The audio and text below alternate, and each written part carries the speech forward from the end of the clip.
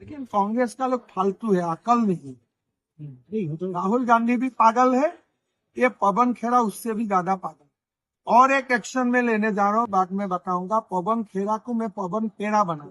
तो कौन है रिनिकी भुयान शर्मा और उनका क्या संबंध है हेमंत बिस्वा शर्मा से?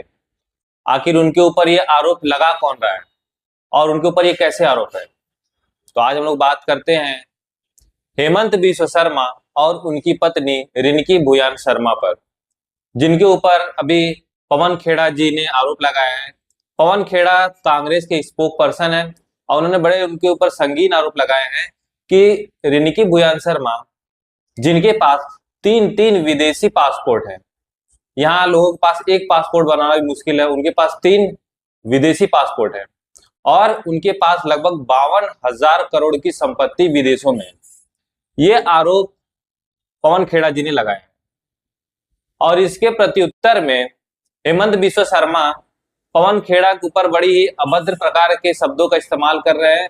उनको बहुत ही मतलब ऐसे शब्दों का इस्तेमाल कर रहे हैं जिसको यहाँ पे बताया नहीं जा सकता और वो बहुत ही खिंचे हुए थे पवन खेड़ा।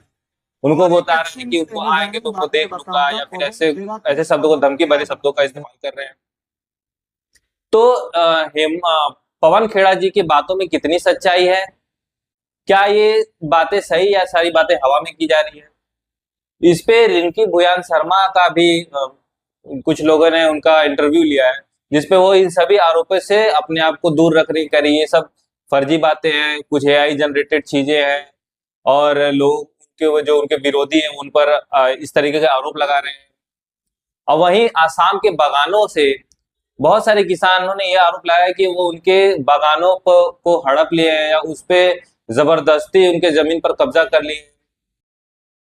तो ये जो सारी चीजें हैं ये हमें एक ही तरफ इशारा कर रही है कि जरूर कुछ न कुछ ऐसी बातें हैं जो ये छिपाई जा रही है।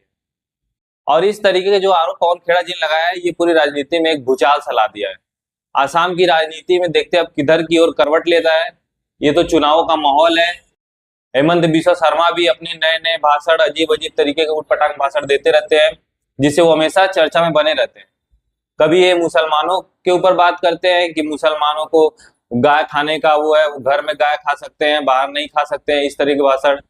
या फिर गौ हत्या पे वो बोलते रहते हैं और गाय के एक्सपोर्ट पे बोलते रहते हैं कि बंद करना सही है, माहौल बनना सही है। अजीब अजीब सी बातें जो समझ में नहीं आती है। तो इस तरीके की जो राजनीति है वो इस समय आसाम में चल रही है। तो देखते हैं इसके आगे और क्या निष्कर्ष निकलता है, कितनी बातों में उनकी सच्चाई है। आगे जब भी जांच होगी तो पता चलेगा। तो ये थी हमारी छोटी सी जानकारी हेमंत बिस्वा शर्मा और उनकी पत्नी रिनिकी भुयान शर्मा पर। और इस तरीके के इंटरेस्टिंग चीजों को जानने के लिए हमारे चैनल के साथ बने रहें। धन्यवाद।